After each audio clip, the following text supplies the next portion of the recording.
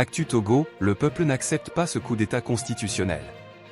Le Togo est entré dans la VE République depuis la promulgation, début mai 2024, d'une nouvelle constitution.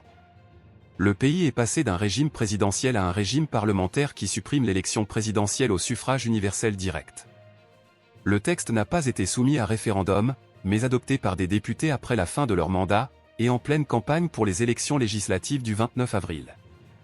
6 mois plus tard, alors que toutes les nouvelles institutions ne sont pas encore en place, le texte continue de susciter la colère d'une partie de l'opposition et de la société civile, qui y voit un moyen pour le président Faure Gnassingbé, au pouvoir depuis la mort de son père en 2005, de continuer à diriger le pays sans limitation de mandat. Parmi les voix critiques, Brigitte Kafui-Adjamagbo-Johnson, coordinatrice de la DMP, Dynamique pour la majorité du peuple, et à la tête de la CDPA, Convention démocratique des peuples africains. De passage à Paris, l'opposante répond aux questions. Brigitte Kafui-Adjamagbo-Johnson, bonjour. Bonjour. Vous avez été élue députée il y a 6 mois. Dans cette assemblée, 108 sièges sur 113 sont occupés par des membres du parti UNIR, le parti au pouvoir. Vous avez dénoncé ces résultats, mais vous avez décidé quand même de siéger. Pourquoi ? Parce que, voyez-vous, on est engagé dans un combat et tous les espaces qui se présentent à nous, nous devons les investir. J'y suis pour continuer à leur dire, le peuple n'est pas d'accord avec ce que vous faites. Le peuple n'accepte pas ce coup d'État constitutionnel par lequel vous avez installé la Ve République et je ne ferai rien pour aider à mettre en place les institutions de cette Ve République. Mais donc, une fois que les institutions seront en place, vous ne jouerez pas le jeu de ces nouvelles institutions ? Je ne contribuerai pas à la mise en place de ces institutions. Je dénoncerai au contraire. D'ailleurs, vous imaginez que le prochain président de la République, qui est totalement dépouillé de tout pouvoir, ne sera pas élu par le peuple au suffrage universel direct. Mais il y a pire, celui qui va détenir désormais tous les leviers du pouvoir ne sera pas un élu non plus. Il sera tout simplement désigné par le parti dit majoritaire. Et justement, vous qui dénoncez le pouvoir du président actuellement, ou en tout cas dans le régime présidentiel précédent, est-ce que ce n'est pas bon de donner plus de pouvoir au Parlement ? Plus de pouvoir au Parlement, mais pas un Parlement monocolore. Et encore faut-il que le peuple souverain ait fait ce choix-là de changer de régime. Or, vous interrogez les Togolais aujourd'hui, ils vous diront, pour nous, notre problème aujourd'hui, ce n'est pas de changer de régime politique, mais c'est de faire en sorte que notre pays soit gouverné démocratiquement. Cette fois, on n'a pas vu de mobilisation des Togolais dans la rue pour dire non à ce changement de constitution. Comment vous l'expliquez ? Vous avez raison, je l'explique tout simplement par le fait que les Togolais ne veulent pas, ils savent très bien que en voulant manifester, ils vont se faire massacrer. Ils savent très bien que le régime exploite l'actuelle loi sur la liberté de manifester pour empêcher toute manifestation. Et vous pouvez voir l'exemple de ce qui se passerait si les Togolais descendaient à nouveau dans les rues avec ce qui s'est passé le 29 septembre. Donc le 29 septembre, vous aviez organisé une réunion au siège de votre parti en présence du député sénégalais Guy Marius Sagna, qui est aussi député de la CEDEAO, qui était là dans le cadre de son travail au sein de la CEDEAO.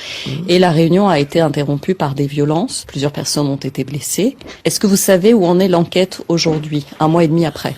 Ce que nous savons, c'est que l'enquête a démarré. On nous a demandé de collaborer, ce que nous avons fait en bons citoyens. Donc, nous avons fourni une liste de personnes qui ont été auditionnées. Aujourd'hui, on attend les résultats de ces enquêtes. Mais nous demandons plutôt que ce soit des enquêtes internationales qui soient menées. Nous voulons savoir ce qui s'est passé.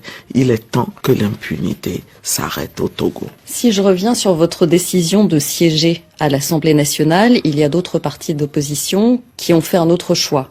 L'ANC de Jean-Pierre Fabre, par exemple. Est-ce qu'il y a eu, entre les partis d'opposition élus à l'Assemblée, une concertation ? Est-ce que vous avez essayé de vous mettre d'accord sur une ligne à suivre ? Oui, il y a eu une concertation, mais bon, ses collègues ont décidé d'utiliser plutôt cette stratégie pour dénoncer ce qui s'est passé. Et je pense que l'essentiel, c'est que nous soyons tous d'accord pour dénoncer et que nos stratégies convergent à obtenir le changement que nous souhaitons. Le pouvoir togolais dit souvent, quand il parle de l'opposition, que l'une de ses faiblesses, c'est de ne pas savoir s'entendre. Est-ce que ces divisions, ou en tout cas ces postures un peu différentes, ça ne leur donne pas raison, finalement ? Pas du tout, parce que si cette division de l'opposition l'affaiblissait vraiment, le pouvoir ne déploierait plus aucun effort pour biaiser les résultats des élections. La division interne à l'opposition est l'affaire de l'opposition.